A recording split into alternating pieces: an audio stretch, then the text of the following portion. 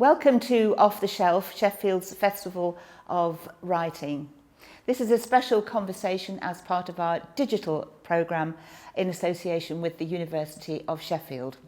I'm Trisha Cooper from BBC Radio Sheffield, and I'm delighted and honoured to be having a conversation today about this wonderful book, Showstopping Cakes, with the winner of Bake Off 2018, Rahul Mandal. It's lovely to talk to you, Rahul. Welcome. To talk to you as well. Thank you. 2018, that's a while ago now. I know, yeah. It's, when you think like that, it's about 5 years, time just flies. Whoa, a lot's happened since I then, know, hasn't it? Yeah. I was looking into things, and I like to keep things like, all the clothes I wear for Bake Off, all the shoes and stuff. I still have them, and I don't want to throw them away.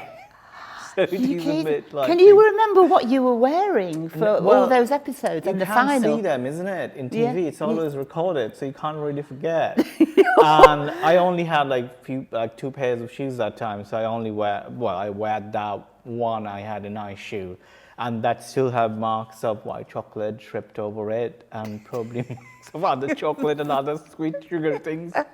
So so I still have those things, but 5 years is a long time. But I guess from memory, you wore an apron. Did you wear an apron? I did, but I didn't know that time that you can take the apron back. I was a very good student in that way. I just didn't take it. However, when I went back in for the New Year Bake Off for 2020, I think it was shown in 2021, I think in January 2021, I did know by that time that you can take the apron back. So the green apron I was wearing for that, I did take back. And it is also smeared and covered with chocolate. I haven't washed it as well. I just wanted to keep it like that. You haven't even washed it? Because I wanted to keep it like that. That's the memory, isn't it? That's a great excuse not to wash things, isn't it? People are going to think that I'm a very dirty person. Because I do wash everything, but I'm wondering about your kitchen at home now. No, kitchen is okay, but I have loads of stuff. Like, we're just tidying up even this morning, and I probably have about 7 or 8 whisks of different sizes.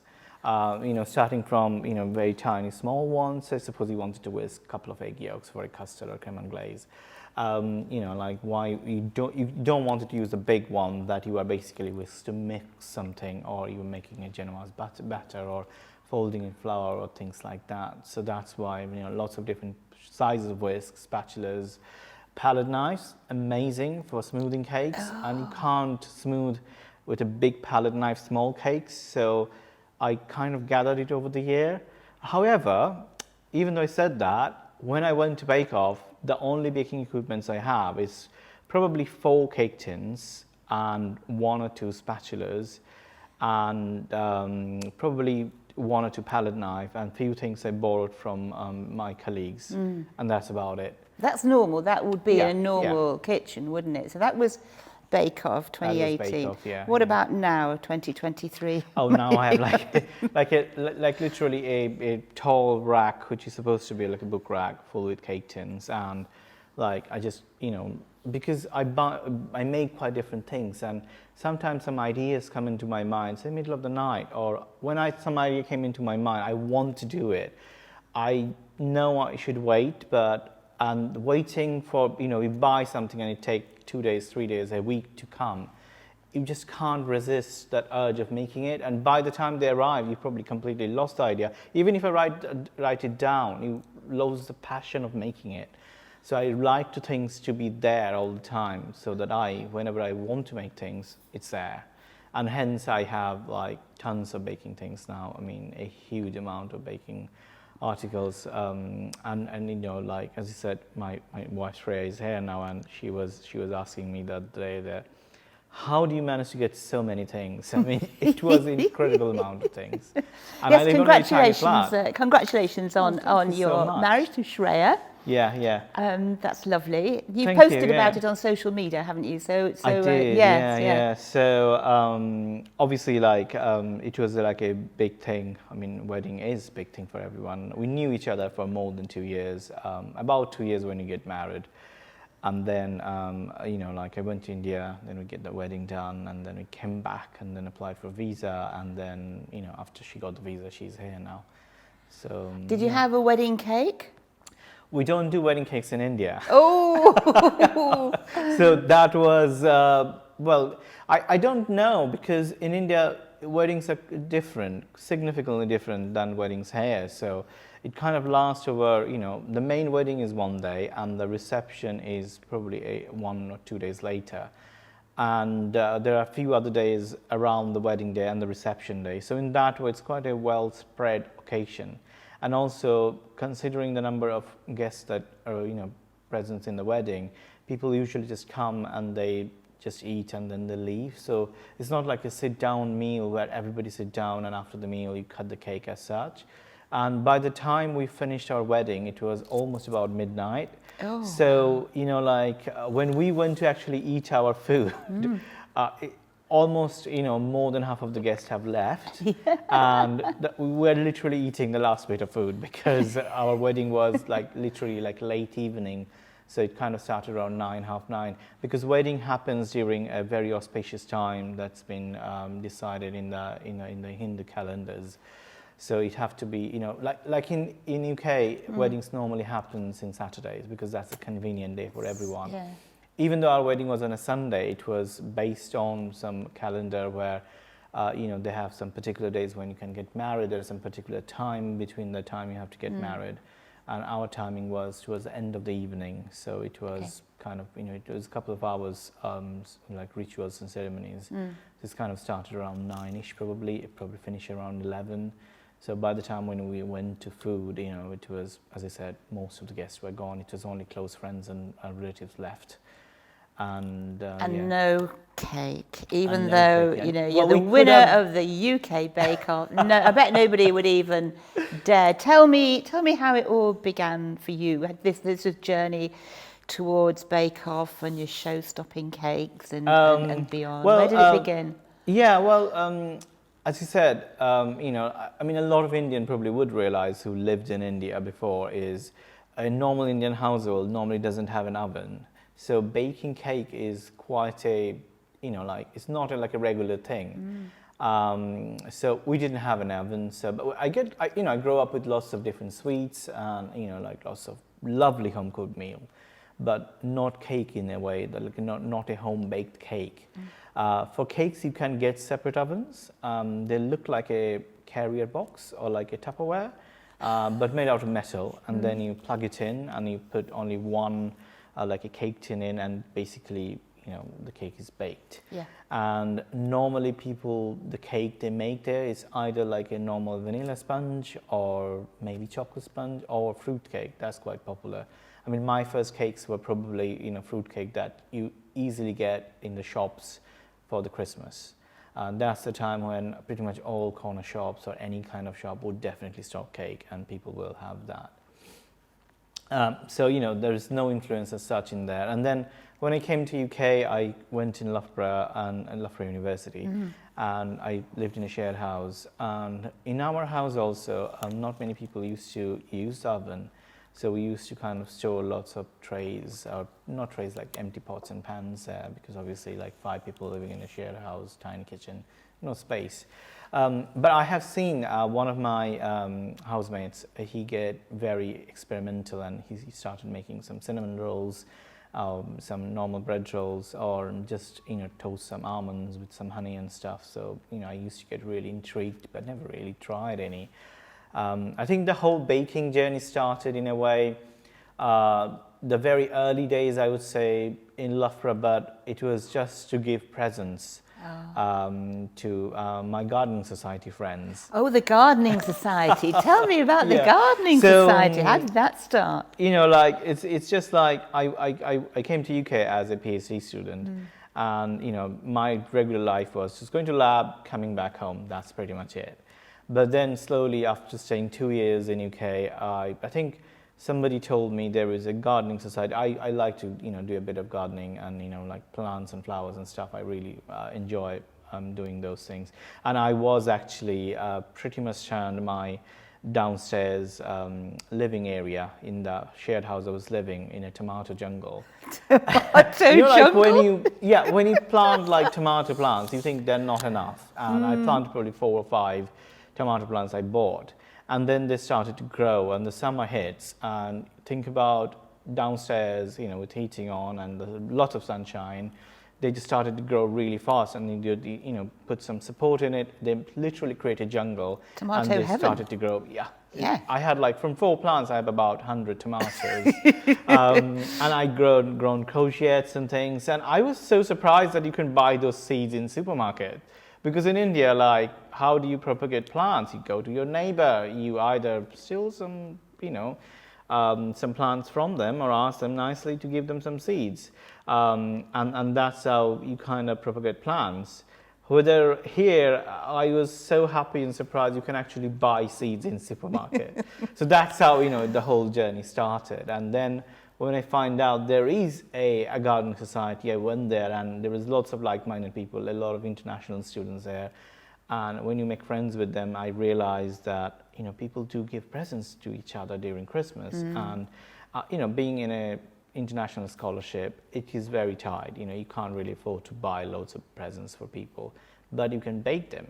So then I basically, you know, like I've seen Nigella Lawson making the little star top mince pies and then making stained glass cookies. And I feel like, you know what, maybe I should do those.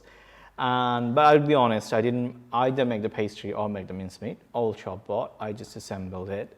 And that was my Christmas present in, I think it's 2012. That's what I give to people. And that's where the very early snippets of baking started. But the main bits of baking started when I moved to Sheffield or Rotherham. After I got the job in University of Sheffield in MRC. I basically moved to Rotherham because you know, that was quite close. But obviously I had like a good circle of friends and people I knew there, and then suddenly I don't know many people here. No, so you've come from Loughborough to Rotherham. You had all your friends in Loughborough. Yeah. You land in Rotherham. Lovely job at the Advanced Nuclear the Manufacturing. colleagues were lovely, but still, it's you don't know a soul. Yeah. So what did you do? So well, that's when baking kind of slowly crept in, because I kind of thought, okay, maybe I could, you know, how to, you know, like what to do when you have loads of time to spare and to kill. So I basically started to do a bit of baking, and I remember the very first cake I baked. I didn't even know there were 2 settings in oven. I made a Victoria sponge. I watched Mary Berry making it in YouTube for 20 times, and I still did it wrong. So, you know, like... What did you do wrong? Well, that's the thing. So I brought it to my colleagues, and they still devoured it. But one of my colleagues said, you know, Rahul, the inside of the cake is slightly underdone, and the outside is a bit overdone. And she asked me, what temperature did you bake it in? I said, it's 180 degrees. And, you know, so like, because that's what, you know, she was baking it. And then she asked me, did you know that you have a fan oven at a convection? And I feel like, I don't know, maybe a fan oven. But then she said, if it's a fan oven, it's 20 degree lower. So it have to be 160 degree fan. Then I basically tried it again, and that came out perfect, because that's the thing. Obviously, if the temperature is higher, the cake get browned faster, but the inside still remain a bit underdone. I guess that appealed to you, though, as an engineer. That did, didn't yeah. it? The whole science and engineering bit, and I pretty much took it as a project. I kind of, or like a school exam kind of thing, or school lessons. So I did one thing, and then I feel like, okay, what can I do next? And then after the Victoria sponge, I made, okay, so I make normal Victoria sponge with, you know, like jam and cream. Let's try some buttercream. So that's my second cake. And that was even hilarious, because I wanted to do a lot of decorations and things. So I didn't know how much buttercream is enough for like 2 sponges. So I bought 500 grams of butter and a kilo of icing sugar and made 1.5 kilos of buttercream. Oh, that's a mountain. Yeah, and then I just basically start keeping piping around it, do a lot of decoration. It wasn't pretty, but I just keep doing it because I feel I needed to use it. Otherwise, how am I going to do it? What I'm going to do with so much buttercream? So, as a scientist, as an engineer, were you working out how the different ingredients interacted with each other? How how the different at ingredients different work. temperatures. Exactly, yeah. That must have intrigued you. Yeah, and also there are tons of cake recipes in oven. So what I used to do is, say I want to make a carrot cake, I used to go to internet and find out all the possible carrot cake recipes you can find. I used to note it down in my in my copy, and then compare what's the difference in them. And from there, I basically say, okay, so the main ingredients is pretty much same, just the ratios are different. And then I basically say, okay, how about I mix this with this and this with this and make my own and we'll see whether it's work or not. And it does work and it tasted nice and I bring it to work and people liked it. And that's how all my recipes developed pretty much. I mean, a lot of people say, when they grow up, they knew baking from their family. They saw their mums baking, they saw their nans baking. I haven't seen that, so I didn't have that generations of handed down recipes. So I just used my research background to do like a proper literature search on every recipe and find out what's the best. So yeah, so it's quite an academic exercise. Pretty much, I treat it like that. And also social exercise, because you realised, back in the day of the tomatoes and the mince pies, that actually it was a social thing. Baking. People love homemade things. They love the idea of receiving something that you have lovingly created. And that gives you a buzz, and also you get a relationship exactly with people, with the local, I have to say, with the social culture where you live. It's very important that it doesn't matter wherever you live. It's important to know and get to know the people around there, because if you are living there, you need to know the community there, and you need to be part of the community. And I always wanted to do that. So in a way, baking helped me with that. So obviously, along bringing cakes to work, what I started doing is bring cakes to the local leisure center where I used to go for gym and swim. It's quite an ironic, but but I don't used to bring it to inside the gym, so where people exercising and ask them, okay, eat my cake. I used to just give it to the people in the reception. Yeah. And then all the staffs there, the trainers, they used to love it, and that's how I think. They kind of started knowing me and I kind of started knowing them. So I think that definitely helped. So you need to have that support of people. As a human being, we love to be surrounded by people and supported with people. And I think I kind of developed in that way. Or even better, like, as I said, when I bake, I sometimes probably bake in the middle of the night as well. So I realize I'm running out of butter. So I basically ran to the supermarket, but I have some cakes that I made earlier. And I remember in the very early days, what I used to do is I used to slice the cakes up, wrap it in cling film or foil, and then go to the supermarket. And by this time, I've already started talking with different staffs in the supermarket. So I kind of knew them. I kind of went there and I basically asked them that, do you like cake? If they say yes, I feel like, do you like to try some cake I made? And normally it's a big yes from everyone. And like at the end of the day, they probably have a very hard day. They probably, somebody said something to them. Maybe some customer wasn't nice, or maybe just they are very tired. And just having that piece of cake, it just makes them happy. They try the cake, they say, oh yeah, it's really good. And somehow, it's about 11 in the night, it gives me a lot of energy and make me happy so that I can come back and do even more baking. It's a great cure for loneliness, isn't it? I know, to get yourself loved and liked by everyone. I remember Noel Fielding said, just don't try to do that in London. Is that what he said? Noel Fielding said that to you? Oh, I just said, just don't try to do that in London or in the tube. That will you try my cake? You've taken his advice, I guess. Yeah. So I guess it's only possible also because it's up north. I mean, I speak with people in bus. I know many people find it weird, but I travel in bus every day. And if I see someone getting the same bus with like me more than 2 times and 3 times and sitting around me, I just tap on the shoulder and say hi to them and start talking. I mean, I used to do that before Bake Off, and nowadays I do it. But it's a very northern thing. Yeah, you're definitely a northerner, aren't you? For sure. Let's take a look. You've described a lot. You've described your journey, and how Nigella came to your rescue, and then the Mary Berry cake. So should we take a little look at the book? We'll take a look at some of the cakes and also the beauty of this book, which is so gorgeous. But we've got a few cakes which I kind of really couldn't resist asking you about. And the first one is this one. Oh, that's the copper cake, the fault line it's cake. the fault line cake, which is so beautiful. But I'd never heard of a fault line cake before. So what do you mean by a fault line? How do you make it? So fault line, I think it's a trend. I think it's a social trend of cake making, which probably came into the whole thing probably about 4 or 5 years ago. It's quite a simple idea. So you ice a cake, but you don't put the icing all over the cake, or buttercream, or you can even do it with fondant if you want to. But whatever you use, you don't ice the whole cake. You keep some of the sides, like a belt in the side of the cake, empty, and kind of reciprocating whatever flavor inside, or say, whatever the color of the cake. So you basically stud the side, that belt, the empty belt, with that thing. So it kind of giving a bit of hint of what is inside the cake, or what you're expecting. So that's kind of thing. It's really easy to do, but very effective. It is a showstopper in its own way. So the easiest thing, what I did for this is, it's a lemon cake. So I sliced some lemons, and then just microwave it slightly so that it's just a bit more bendy. And then just stud it around the, inside, but not inside, sorry, middle of the outside of the cake first, and then put the icing on the top and bottom.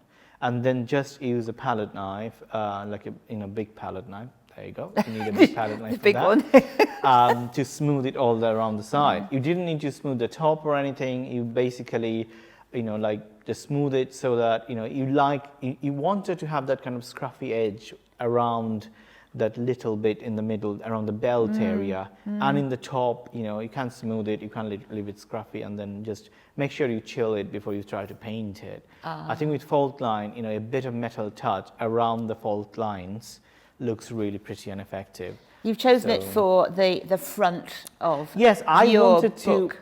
I didn't choose this cake, actually. The publishers choose that. I wanted to put something really glorious, like a 2-tier cake or something. So, but they said, it's a book.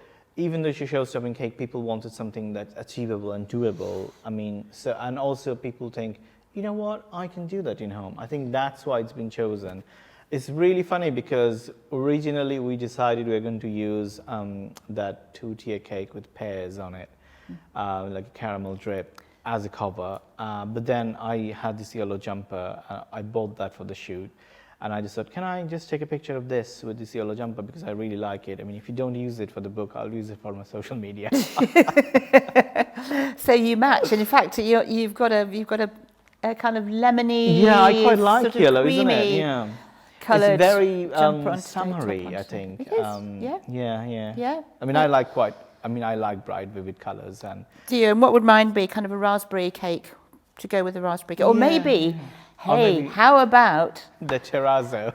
How about the plum and almond? Yes. Look at that one. Again, plum and almond is a classic combination. You can't beat it. It's a lovely cake, and I have seen, again, that also was a social media trend to do a terrazzo decoration. Okay, so what is terrazzo decoration? You see terrazzo style decoration in floors mainly. So like little bits of stone studded into the floors, in mosaic floors. You can do similar in cakes, but what you do is, it's kind of like a reverse process in that. So what you do is, I use ganache for it. So you coat the cake with ganache. You can use buttercream as well. And then you basically cut little bits out from the buttercream. And then you fill those with darker color ganache, or any other color ganache you wanted to use. And then you use a smaller palette knife this time, because the cake is small, not as tall as that cake. I need to get some more palette knives in. That's the thing. You need different sizes of things. To smooth out the sides, and that's it. And then you decorate it with some plums on top. It's just, these are the things, like those little small decoration techniques.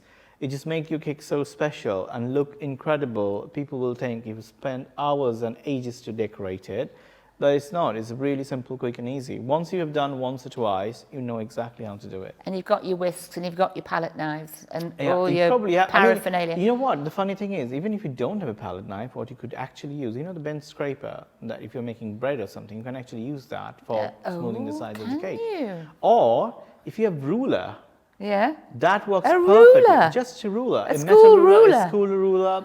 I used to use ruler before. Well, when I was practicing for bake-off, I didn't have palette knife or scrapers. I used to use rulers. Sometimes I used to use the normal, table knives. Not the posh ones that have a thicker handle. The ones that you get, like quite cheap ones. They're all like same uniform thickness all over. They're quite good as well.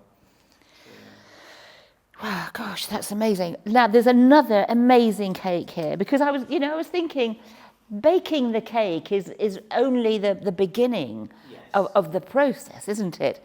And it's the decorating that takes you into the show-stopping category. I mean, all the cakes, doesn't matter. I mean, what I learned from work is doesn't matter whatever cake it is. I mean, it always get, finished within half an hour.